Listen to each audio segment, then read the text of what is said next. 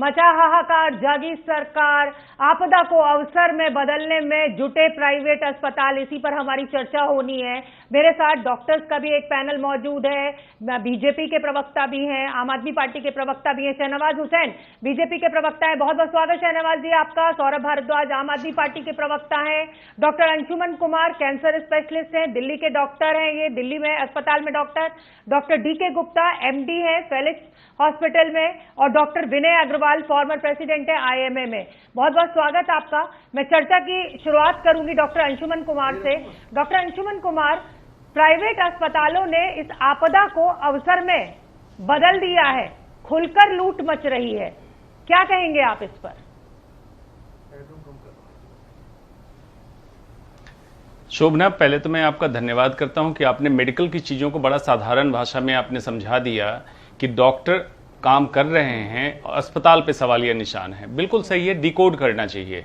Doctor अलग होता है, अस्पताल अलग होता है। अब दूसरी बात, जो अस्पताल का रेगुलेशन है, उस रेगुलेशन जब तैयारी हमारी चल रही थी, पब्लिक वर्सेस प्राइवेट क्यों होने लगा? प्राइवेट हॉस्पिटल को रेगुलेट करना गवर्नमेंट के हाथ में है, पहले ही रेगुलेट क्यों नहीं किया गया? अब जब पब्लिक अफरा तफरी मचा रही है, कहाँ जाएं, कहाँ बिस्तर लें, तो मैंने भी देखा है सोशल मीडिया पे बहुत सारे हॉस्पिटल के पैम्फलेट और ये सारे वायरल हो रहे हैं। वो दुख होता है उससे। दुख इसलिए होता है कि मेडिकल प्रोफेशन की बदनामी होती है, लगता है डॉक्टर ये लूट बाजारी का धंधा कर रहा है, जबकि ऐसा नहीं है। इन चीजों को रेगुलेट करना ही हेल्थ केयर का काम है, और खास करके आपदा की स्थिति में ये बाहर निकल के आया, ये चल रहा है बहुत दिनों से, उसको कंट्रोल करना बहुत जरूरी है। ठीक है, ठीक है। अब मैं डॉक्टर डीके गुप्ता का रुख कर लेती हूँ।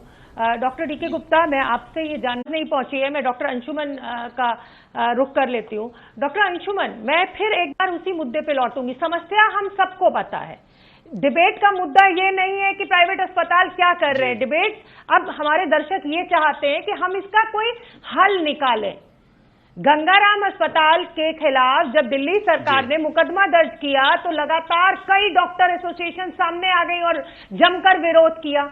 हल क्या है, कैसे कंट्रोल किया जाए इन प्राइवेट अस्पतालों को?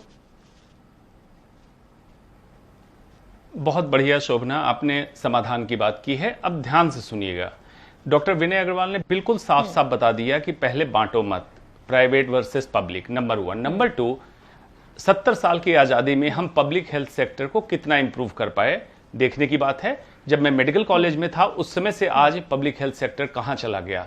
कॉर्पोरेट हॉस्पिटल तभी फ्लॉरिश करता है, तभी बड़ा होता है, जब आपके सरकारी अस्पताल में सुविधाएं कम होने लगती है, पब्लिक वहां जाना नहीं चाहती है।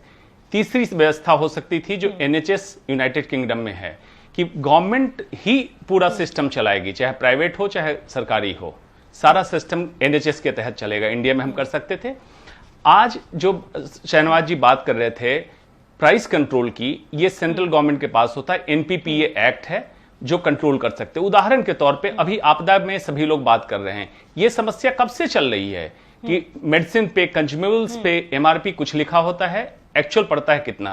पीपी किट 250 से 500 रुपए की मिलती है, और सरकारी अस्पताल में भी वो किट जो बेची जा रही है महंगी बेची जा रही है, प्राइवेट अस्पताल में भी उसकी प्राइसिंग 2200 रुपए तक ली जा रही है। तो खर्चे ऐसे बढ़ते हैं, उसका कंट्रोल कौन करेगा?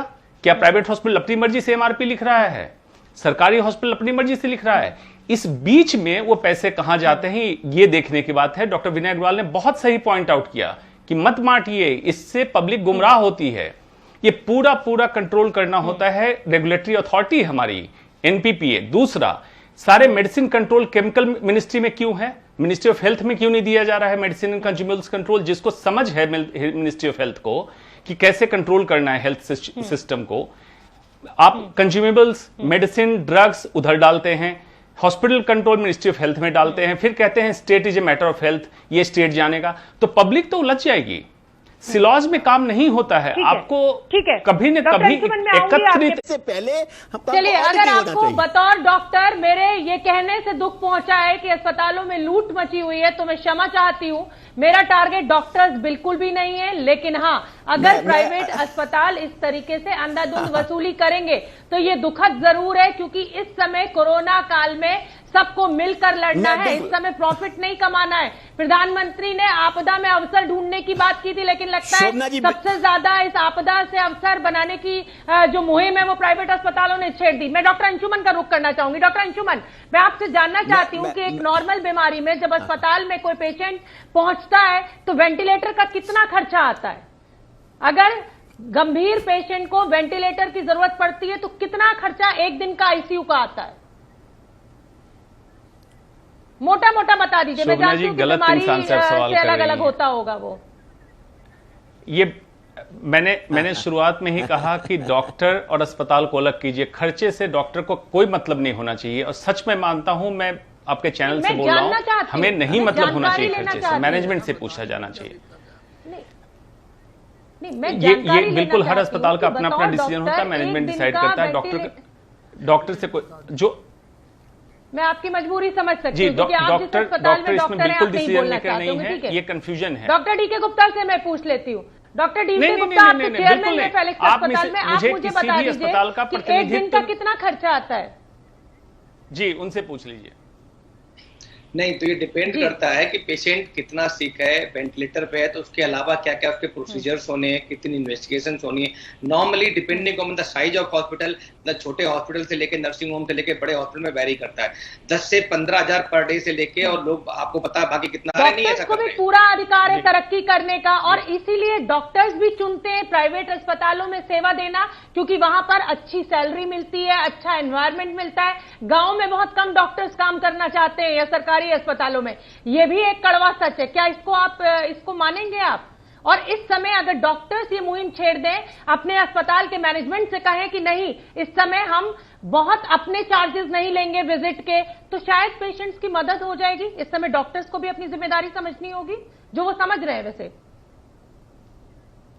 बिल्कुल, बहुत बढ़िया। डॉक्टर प्राइवेट अस्पताल में काम मजबूरी में करता है, शोभना जी, आपको मानना होगा। कोई भी क्वालिफाइड डॉक्टर चाहता है मेडिकल कॉलेज में ज्वाइन करे या सरकारी संस्थान में ज्वाइन करे। आज सिस्टम को पैरालाइज कर दिया गया, डॉक्टर को मजबूरन जाके प्राइवेट अस्पताल में काम करना पड़ रहा है। जहां तक गांव की बात है, पीएचसी की दुर्दशा आप देखिएगा तब आपको पता चलेगा। वहां डॉक्टर क्या, एक आम आदमी जाना नहीं चाह रहा है, तो कैसे वहां काम होगा? एक बात। दूसरी बात, डॉक्टर हर समय कहता है आपदा की स्थिति है, लेकिन डॉक्टर तो हर समय मैनेजमेंट से भिड़ा हुआ है प्राइवेट अस्पताल में कि भाई ये जो एग्जॉर्बिडेंट चार्जेस इसको कम करें। डॉक्टर आज भी वॉलंटियर करके आपको हेल्प कर रहा है। लेकिन जहां तक सौरभ जी की बात हो रही थी, सौरभ जी से ये मैं कहना चाहूं, 3 महीने, बहुत सेंसिबल नेता हैं ये, इसलिए मैं इनसे कहता हूं 3 महीने टाइम मिला हमें प्रिपेयर करने, जिसमें यह भी तैयारी करनी थी प्राइवेट हॉस्पिटल के रेट रेगुलेशन का, पीपी किट के रेगुलेशन का। आपको मालूम है आजकल मैक्सिमम पीपी किट कौन बना रहे हैं? मंत्रियों के बन रहे हैं पीपी किट, मंत्रियों की फैक्ट्री है। इन सब पे बात होनी चाहिए। पीपी किट के रेट को रेगुलेट करो, जो सप्लाई ही एमआरपी हाई करके दे रहे हो, तो कैसे प्राइवेट हॉस्पिटल या सरकारी हॉस्पिटल में कम पैसे में इलाज होगा? आप कुछ भी पहले तो सरकार की मचाई हुई अव्यवस्था कि 70-72 साल के आजाद भारत में हमारे पास इतनी सुविधाएं नहीं है कि हम अपने मरीजों का इलाज इस समय फ्री में कर सकें। उसके बाद अब दूसरा सवाल भी उठा दिया, जवाब दीजिए। मैं बता दूं, मैं भी भारत सरकार मंत्री रहा हूं। डॉक्टर साहब, ये आप जो सवाल पूछा जा रहा है उसमें तो आप कन्नी काट जाते हैं, और बाद में करें पीपी किट कौन बना रहा है, मंत्री क्या बन रहा है? नाम लीजिए ना आपने, मैं आपको चैलेंज देता हूँ, नाम लीजिए। कौन से मंत्री, कौन भारत सरकार के मंत्री के यहाँ पीपी किट बन रहा है? आप कुछ भी बोल देते हैं टेलीविजन पे आके। मैं भारत सरकार से मतलब नहीं साहब, नाम लीजिए आप, कौन मंत्री? जी, मैं आपको भेज दूंगा लिस्ट, जिन जिन की किट बन रहे हैं। चैनल पे क्यों उनको बेइज्जत कराना चाह रहे हैं? मैं आपको लिस्ट भेज दूंगा। नहीं, बोल दीजिए। भारत सरकार से मतलब नहीं है।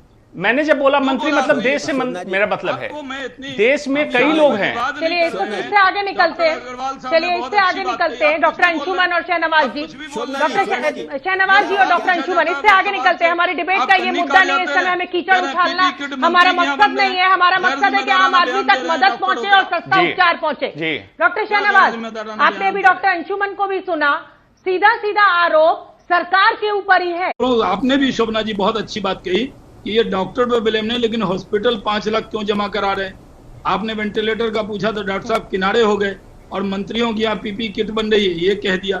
भैया आप ये बताइए, पहले भी भारत, हाँ, जो मैं कह रहा हूँ कि जितना किसी को भी जो परेशान है, नॉर्मल डेज में जो आप पैसे ले रहे हैं, जो रेगुलेशन पहले से बना हुआ है, जो आप नॉर्मल डेज में ले रहे हैं वो लेना चाहिए। दूसरी, डॉक्टर साहब की बात ये सही है कि ज्यादा से ज्यादा जो गवर्नमेंट के हॉस्पिटल हैं दिल्ली सरकार के, उनको चाहिए ना कि छोटे से ब्रेक का यहाँ पर वक्त हो रहा है।